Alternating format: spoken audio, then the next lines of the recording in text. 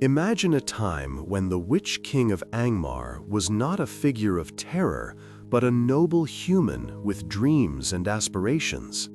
What choices led him down the dark path to become one of the most feared beings in Middle-earth? Join us as we unravel the captivating story of his transformation, exploring the noble origins that shaped his fate and the haunting allure of power that ultimately consumed him.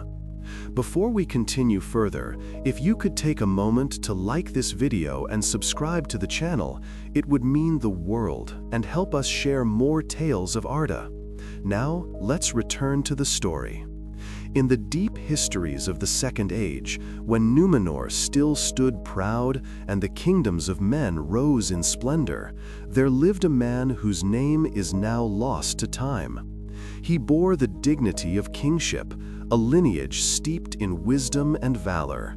Yet even the noblest heart may be tempted when the glimmer of power beckons from beyond the shadows. He was tall, commanding, yet not without kindness. His people admired him for his courage in battle, for his wisdom in council. Songs were sung of his victories and of the fairness with which he ruled. But beneath the surface of honor, ambition stirred, a yearning to leave a mark upon the world that would endure beyond his years. It is said that the darkness does not arrive with a shout, but with a whisper. And so the seeds of corruption took root quietly, in moments unnoticed, in choices that seemed small, but were fated to shape the destiny of all Middle-earth. Chapter 1. Early Life. Born of Númenorian blood, he belonged to a house renowned for its loyalty, courage, and the love of knowledge.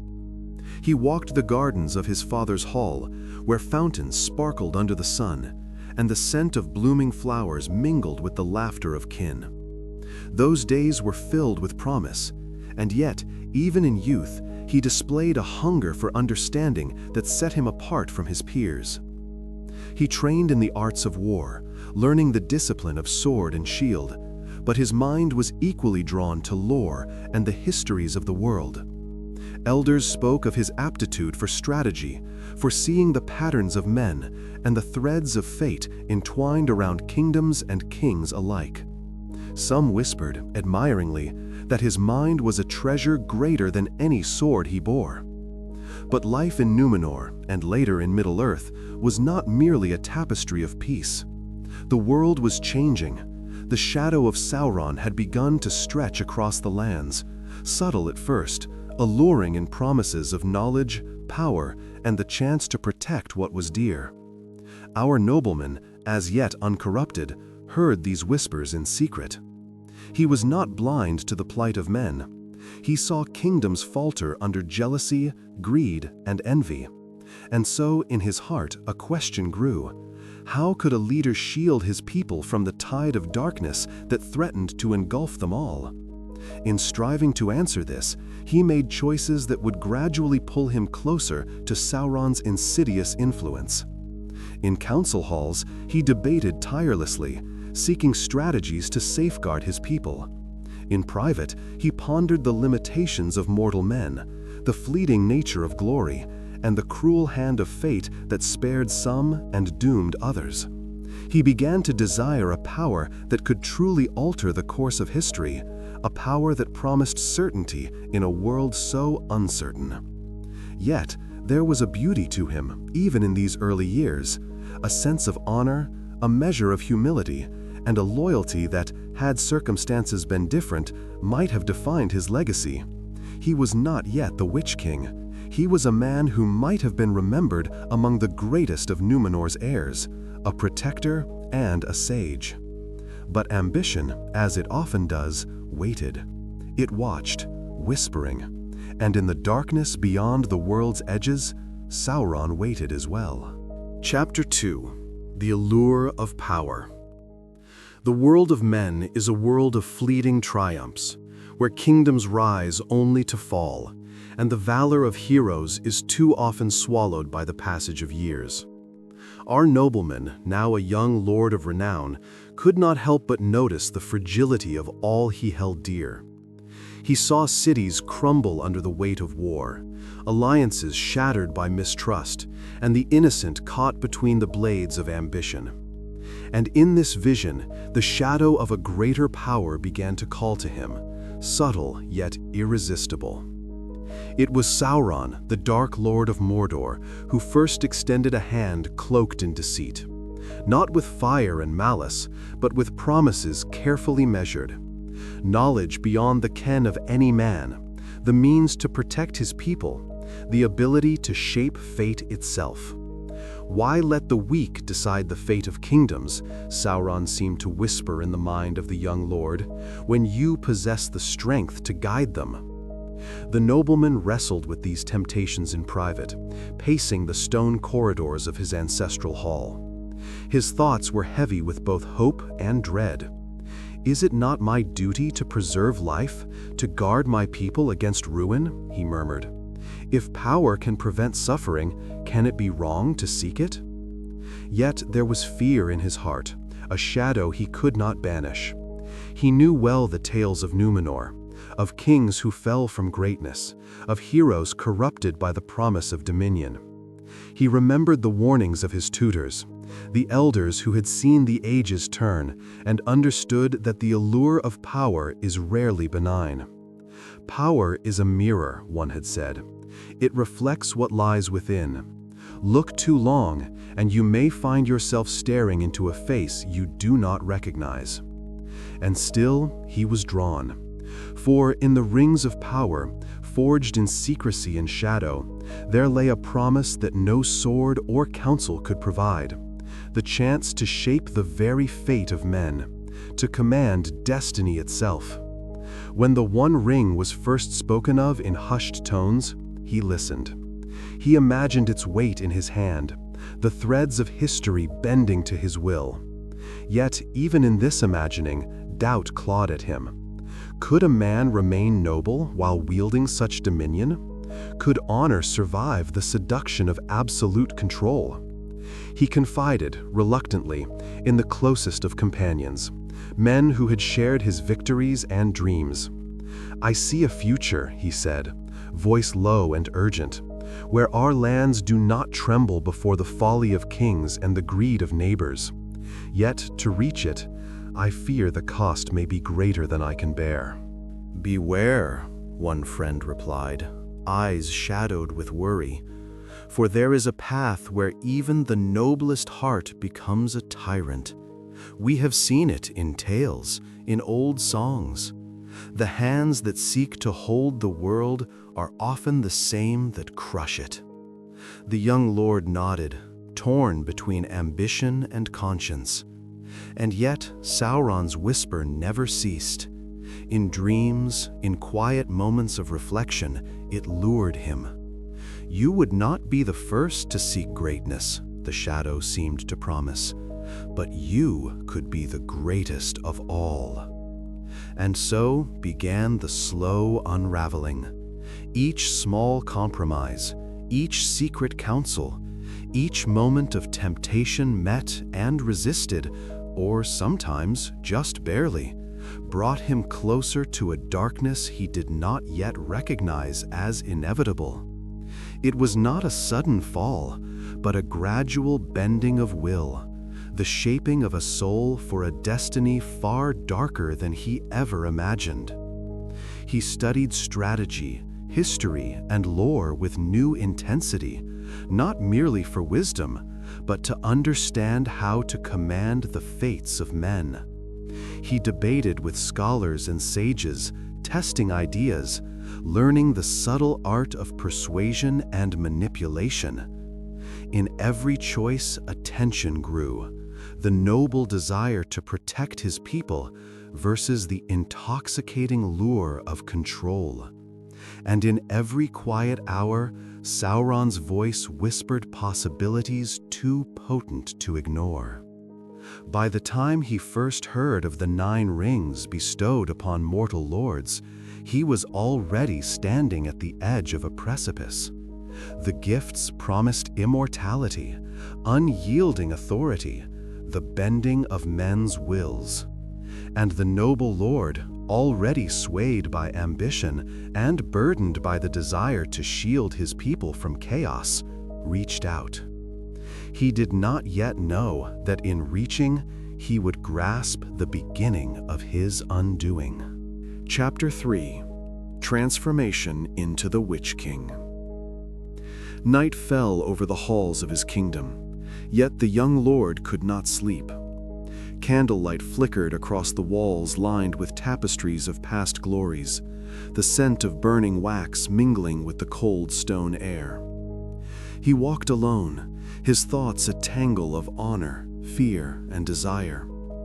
The rings of power had been offered, their weight unseen yet palpable, promising dominion over men, yet warning in silence of ruin. He knew that to accept was to walk a path from which there was no return. He recalled the counsel of the wisest among his kin. The gift of power is a peril, and the hand that wields it must be steadfast, or all shall be lost. But steadfastness, he realized, was not enough. He yearned for certainty, a way to shield his people from famine, from war, from the cruelty of chance itself. In that yearning, the shadow of Sauron became both guide and tempter, whispering of strength, of glory, of legacy beyond death. At first, the change was subtle. He began to distance himself from those closest to him, choosing secrecy over counsel. Decisions that once would have been made with deliberation were now taken alone, weighed against the potential to fortify his realm. He justified the secrecy as protection, the isolation as prudence. Yet, even as he acted in what he believed were the noblest motives, the dark seed within him deepened. "I am not forsaking my people," he told himself in the quiet of his chamber, staring into the flickering shadows. "I seek only to guard them. Is that not the duty of a lord?" And yet, in the same moments, the whispers grew louder, more urgent. "Guard them, but at what cost? Rule them, and none shall oppose you." The words twisted his thoughts, bending the noble purpose he once held like a reed in a storm. It was in the forging of alliances with those who sought to serve Sauron that the transformation truly began. At first, he met with them as an equal, as a leader seeking strength for his people. He negotiated, he debated, he offered counsel. But each meeting, each secret pact, chipped away at his morality. Where once he would have questioned every word, he now found himself rationalizing deception, seeing in each compromise only the greater good he sought. And then came the moment that altered him forever, the acceptance of the ring, one among the 9, bestowed by the Dark Lord upon mortal men. He felt its presence as a living weight, cold and heavy in his hand, yet pulsating with promises of control. He saw the power it offered, not merely over armies or realms, but over destiny itself. And for the first time, he tasted the intoxicating clarity of absolute authority. The ring was not merely an object, it was a mirror of his own ambition, amplifying every desire, every fear, every hope for dominion and protection into a force that would consume him. The noble traits he had once cherished, courage, wisdom, loyalty, were twisted. Courage became ruthlessness, wisdom became cunning, loyalty became fear and command. He was no longer a man ruling for his people. He was a figure of power, shadowed by the promises of a master who cared nothing for men. His visage changed as well, though none yet saw it. In mirrors, in polished shields, he glimpsed a stranger, tall, proud, regal, yet with eyes that burned not with life, but with the hunger of dominion. The darkness had already begun to claim him, and as he walked through his halls, he felt the cold absence of companionship, of trust. Friends who had once shared in his victories now spoke in whispers, wary of the shadow growing around him. "Do you not see?" he asked one companion in desperation, voice low and urgent. "I seek only to protect what we love. You think me lost, yet it is you who fail to see the future I must carve." The companion shook his head, sorrow etched across his face. "It is not the power you wield, but the change it brings to you. The man we knew is fading, and with him the hope we cherished." And so it was. The noble lord crossed the threshold from man into legend, from protector into tyrant, from heir of Númenor into the first of the Nazgûl. His transformation was neither sudden nor violent, but inevitable, a slow bending of will and soul beneath the weight of promises, fears, and ambition. The ring bound him to Sauron, and in that binding, his mortality and humanity were stripped away, leaving in their place a figure of terror, cloaked in shadow, feared across Middle-earth, the Witch King, Lord of the Nazgûl. Even in this darkness, fragments of his former self lingered, whispers of honor and nobility buried deep beneath centuries of shadow. But they were drowned by the inexorable tide of power and corruption, leaving only a voice of command, a will of iron, and a face unseen beneath the black hood of terror. The man who had once walked the gardens of his father's hall, who had dreamed of protecting his people and shaping destiny with wisdom and courage, was no more. In his place stood a legend of fear, the hand of Sauron upon Middle-earth, the embodiment of power's terrible seduction. And yet, in the distant echoes of history, one may still glimpse the tragedy of his origin, the noble heart that might have been, the greatness that was consumed by shadow. Chapter 4. Conclusion. Centuries have passed, yet the shadow of the Witch King endures, a reminder of the fragile line between nobility and corruption, between the light of honor and the darkness of ambition. Middle-earth remembers him not as the man he once was, but as the terror he became, the Lord of the Nazgûl, cloaked in black, a voice that chilled hearts, and a presence that bent the living to fear. And yet, if we peer beyond the veil of legend, beyond the dread of Angmar and the cries of war, we glimpse the tragedy of a noble soul undone. The gardens he once walked, the laughter of kin, and the warmth of sunlight on stone, these were the foundations of a man who might have been remembered among the greatest of Númenor's heirs. In his fall, we see the cost of choices made for the promise of power, the peril of ambition untempered by humility, and the delicate nature of the human heart.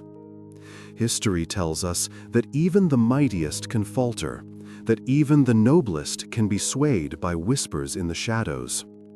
The Witch King stands as a testament, a warning, and a story of sorrow intertwined with awe. He reminds us that greatness alone is not enough, that the path of kings and lords is fraught with peril when desire outpaces wisdom, when fear disguises itself as duty. In reflecting on his rise, we are forced to ask ourselves, what price would we pay to protect what we love? How easily might our own ambitions, unchecked and unexamined, lead us to betray the very ideals we hold dear? And in that reflection, the story of the Witch King becomes more than legend. It becomes a mirror, showing us both the potential for greatness and the ever-present shadow that lingers within us all. So, as we leave the echoes of Angmar behind, and the whispers of Númenor fade into memory, remember that even in the darkest corners of Middle-earth, the past speaks to the present. Every act of courage, every choice for power, every moment of temptation resonates across ages, shaping the world in ways both wondrous and terrible. If the tale of the Witch King has captured your imagination and you wish to explore more of the histories, heroes, and shadows of Arda, there are countless stories waiting to be told. Stories of valor, of sorrow, of triumph and tragedy, all woven into the rich tapestry of Tolkien's world. And as you venture further into the legends of Middle-earth, remember the lesson hidden within this one. Even the noblest heart can be consumed by shadow, and even the darkest tale begins with a spark of light.